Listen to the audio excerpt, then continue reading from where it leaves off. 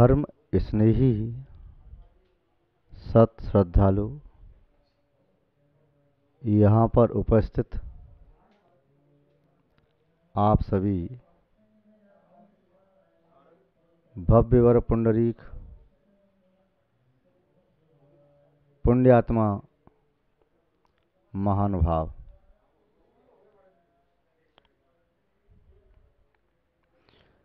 जीवन में सत्य की धारा का प्रवाह शुरू हो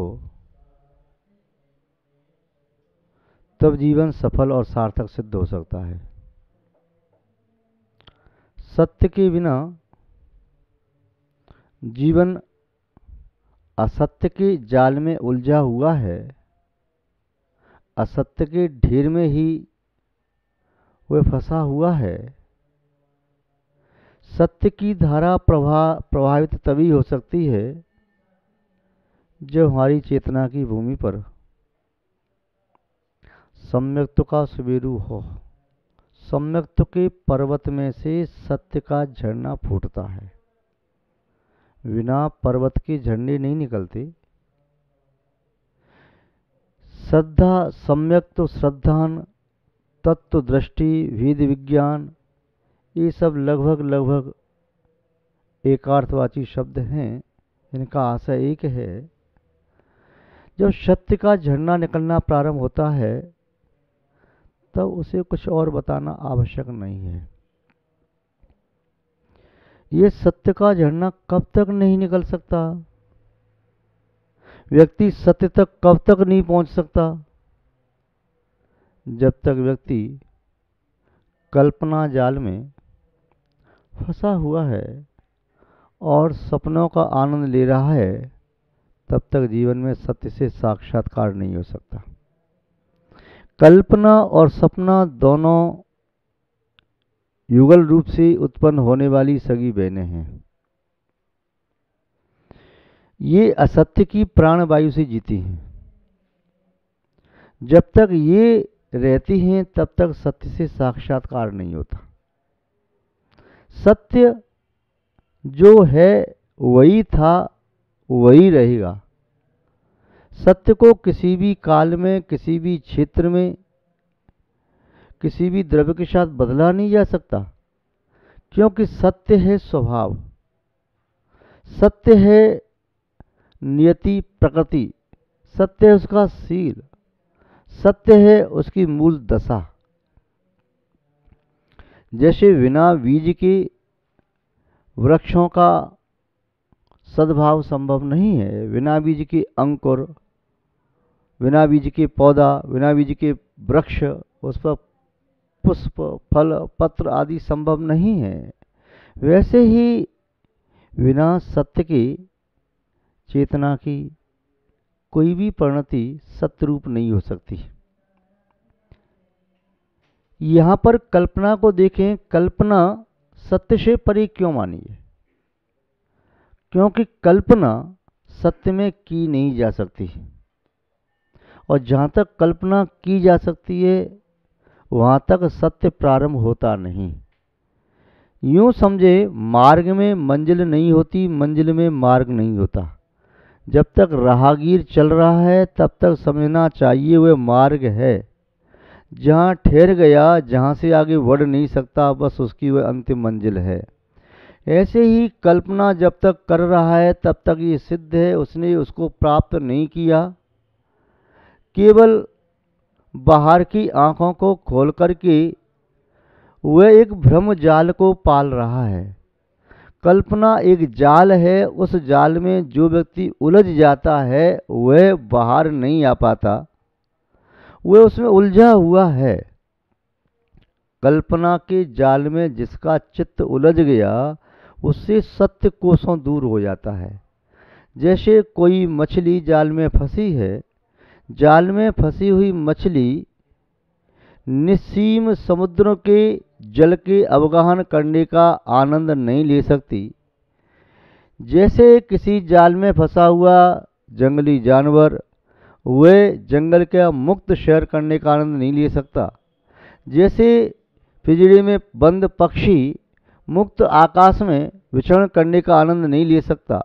ऐसे ही कल्पना जाल की गुत्थियों में उलझा हुआ चित्त भी वह चेतना के शुद्ध स्वभाव का उपभोग भोग नहीं कर सकता। ये गुत्थियां भी वह स्वयं ही बनाता है, स्वयं ही उलझाता है। अपने चित्त में राग द्वेष के ताने बानों के द्वारा कल्पना का जाल बुनता है। ऐसा होगा, ऐसा होगा, ऐसा हो जाएगा, ऐसा हो जाएगा, फिर ऐसा होगा, पहले ऐसा था अब ऐसा नहीं, ऐसा होगा। वह भूतकाल की कुछ सामग्री को उठाता है और भविष्य के कल्पना के जाल को बुनना प्रारंभ कर देता है। यदि भूतकाल की सामग्री को साथ में लेकर के न चले, वर्तमान काल में जीना प्रारंभ कर दे, तब संभव है सत्य से साक्षात्कार हो जाएगा। किंतु भूतकाल में जो भी घटना घटित हुई, उन घटनाओं को साथ में लेके चलता है, एक भूत को बांध के चलता है। वह साथ में भूत की सूत की जो गड्डी हैं उन्हें लेके चलता है, और जैसे ही भूतकाल की एक गड्डी निकाली, ताना बाना बुनना प्रारंभ कर दिया भविष्य के लिए। अब ऐसा होगा, फिर ऐसा हो जाएगा, अब ऐसा होना चाहिए, फिर ऐसा करूँगा, फिर ये होगा, और वह जाल बुनता ही चला जाता है मकड़ी की जाल की तरह से। खुद के द्वारा बनाया हुआ जाल स्वयं से तोड़ा नहीं जाता, क्योंकि वह अत्यंत प्रिय होता है।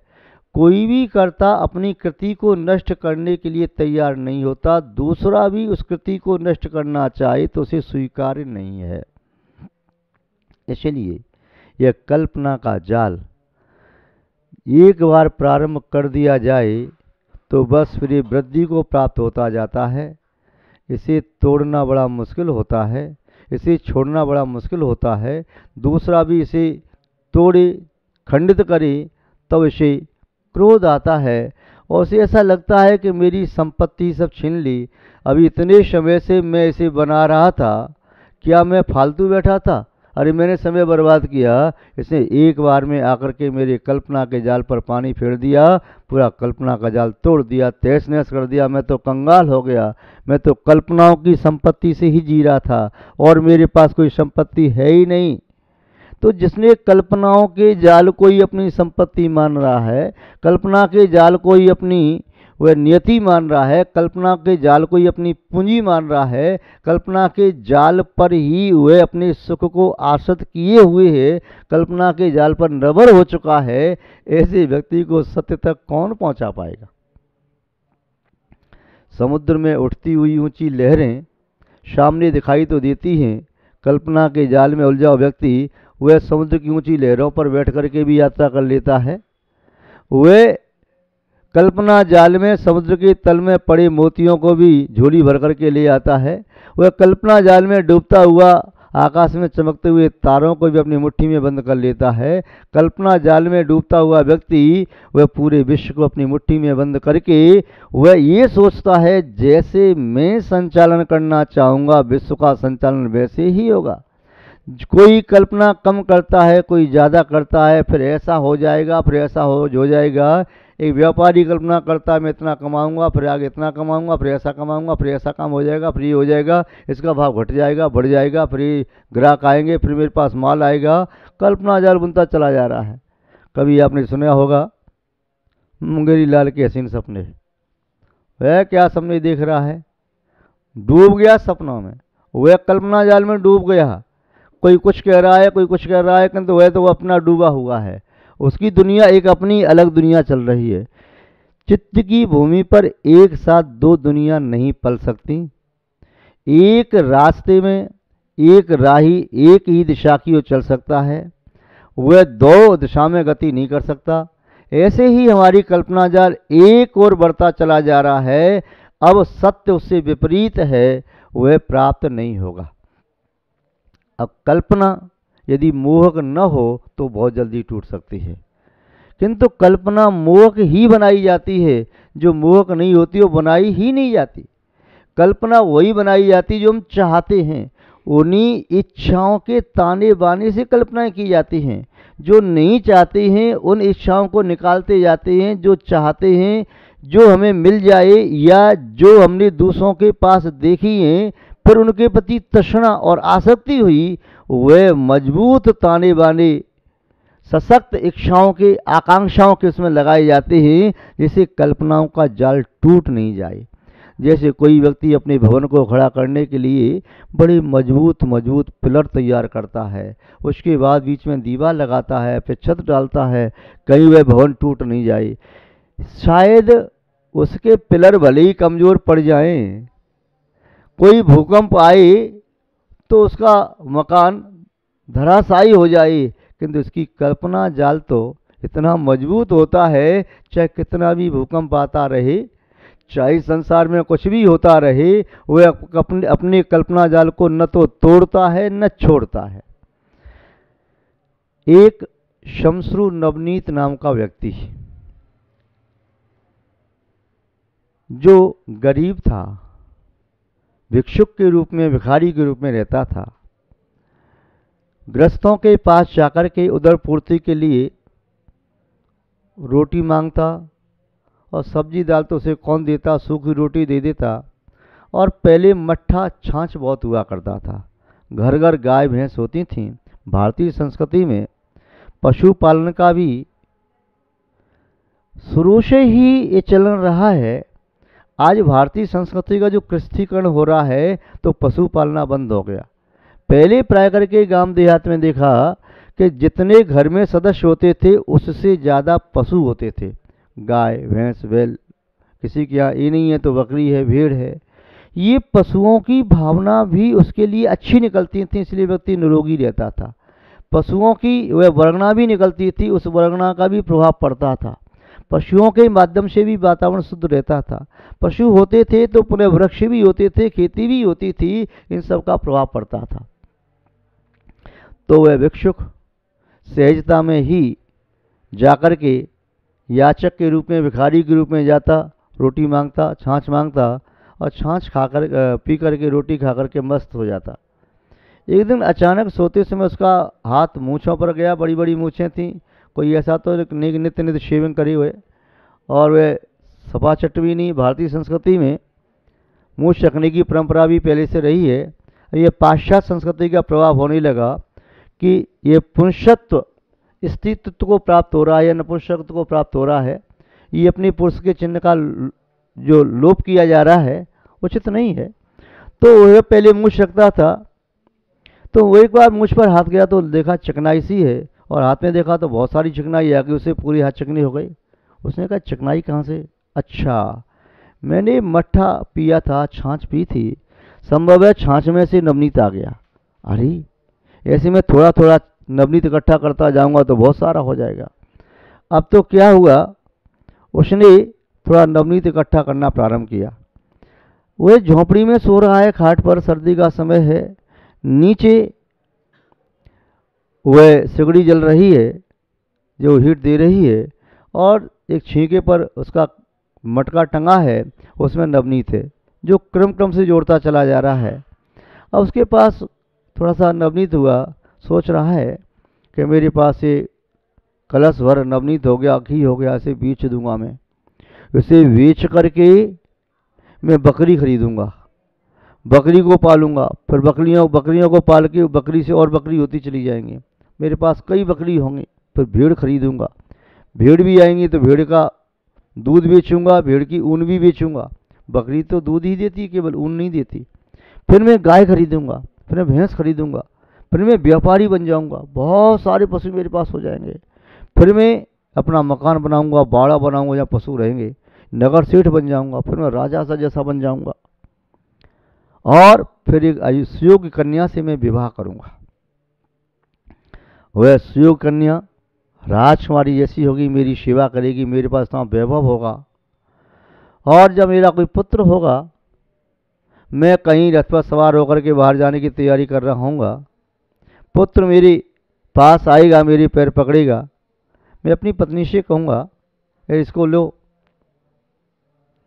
पत्नी वह लेगी, आने में देरी करेगी, मैं इसे डांटूंगा, बाद में लौट के आऊँगा, पत्नी मेरी सेवा कर रही है, पैर दबा रही है, मैं अपना रुतबा दिखाने के लिए कहूँगा तुझे पैर दबाना भी नहीं आता, और मैं उसको पैर झटक कर के लात मारूंगा, और सही में उसकी लात उठी, पैर उठा, और सामने टंगी हुई जो मटकी थी उसमें लात लगी, और मटकी नीचे गिरी, फूट गई।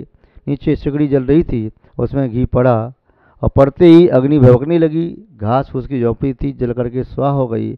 वह शमशो नवनीत उसमें जल करके मृत्यु को प्राप्त हुआ। कल्पना जाल में उलझने वाला व्यक्ति ऐसे ही उलझ करके अपने जीवन को समाप्त कर लेता है, सत्य तक पहुंच नहीं पाता। कल्पना और सपना ये सत्य के दुश्मन हैं, सत्य तक नहीं पहुंचने देती। असत्य की प्राण वायु से ही जीते हैं। यदि असत्य की प्राण वायु न मिलेगी तो जी न सकेंगे। दूसरा व्यक्ति सपने में सो रहा है, आंख बंद करके। कल्पना आंख खोल करके की जाती है तो सपना आंख बंद करके आता है। जो कल्पना में देखा है वही संस्कार सपने में आने लगता है। कई बार तो ऐसा होता है। एक घसियारे ने सपने में राजपद प्राप्त कर लिया, राजा बन गया, अधिराजा बन गया, महाराजा बन गया, अर्धमंडलीश्वर, मंडलीश्वर, मंडलीश्वर बन गया, अर्धचक्री बन गया, चक्रवर्ती बन गया। और जैसे दूसरा घसियारा आता उसे जगाता है, उठ धूप तेज हो गई, घर नहीं चलना क्या? वह खुरपा लेके मारने दौड़ता है, अरे तूने मेरा राज व्यवस्था छीन लिया, मैं तो चक्रवर्ती बन गया था। सपने में चक्रवर्ती बनना, इंद्र बनना, राजा महाराजा बनना या कल्पना में बनना केवल समय की बर्बादी है, बुद्धि का दुरुपयोग है, नर जीवन की विफलता है। सत्य के से साक्षात्कार किए बिना कभी भी कल्पनाओं को और सपनों को साकार रूप नहीं दिया जा सकता। आंख बंद करके सपने देखे जा सकते हैं, बाहर की आंखों को खोल करके कोई कल्पना की जा सकती है, किंतु सपनों और कल्पना को पूर्ण करने का सामर्थ्य तो जागरण के उपरांत ही होता है। जब तक अंतरंग से जागरण नहीं हुआ तब तक न तो कोई कल्पना पूरी हो सकती है न सपना पूरा हो सकता है। संसार के अधिकांश प्राणी या तो भूतकाल की मरी हुई बातों को ढो रहे हैं, हमारे साथ ऐसा हुआ, ऐसा हुआ, ऐसा हुआ, ऐसा हुआ, या भविष्य के सपने संजो रहे हैं कि हम ऐसा करेंगे, ऐसा करेंगे। वर्तमान काल में जीने वाले व्यक्ति बहुत कम हैं। जो वर्तमान काल में जीने में समर्थ हैं वही वास्तव में वर्धमान बनने में समर्थ हैं, वही चेतना के शाश्वत सुख को प्राप्त करने के अधिकारी हैं। जो है उसका सेवन करो, उसका भोग उपभोग करो, नहीं है उसके लिए पुरुषार्थ तो किया जा सकता है। कल्पना जाल में उलझ करके समय को व्यतीत किया जाना या सपने देखना ये सर्वथा अनुचित है। महानुभाव, हम आपसे इतना ही कहना चाहते हैं, आप कल्पना जाल से मुक्त हों, आप दिवा स्वप्न देखना बंद करें, सत्य को प्राप्त करने के लिए पुरुषार्थी बने, आगे बढ़ें। आपकी प्रकृति, आपकी नियति आपको पुकार रही है, आप सत्य के दावेदार बन सकते हैं, किंतु शर्त यही है कल्पना और सपना दोनों को छोड़ना पड़ेगा, तो सत्य आपसे स्वयं मिल जाएगा। जैसे दूध में मिश्री आकर के अपने आप मिल जाती है, घुल जाती है और वह दूध को मीठा कर देती है, ऐसे ही सत्य आपके जीवन में मिल जाएगा तो आपके जीवन को आनंद से भर देगा। और कल्पना और सपना के रहते हुए सत्य आपसे दूर रहता है। आप सबको मंगल आशीर्वाद देते हुए अपनी शब्द श्रृंखला को यहाँ पर विराम देते हैं। जय बोलिए श्री शांतिनाथ भगवान की।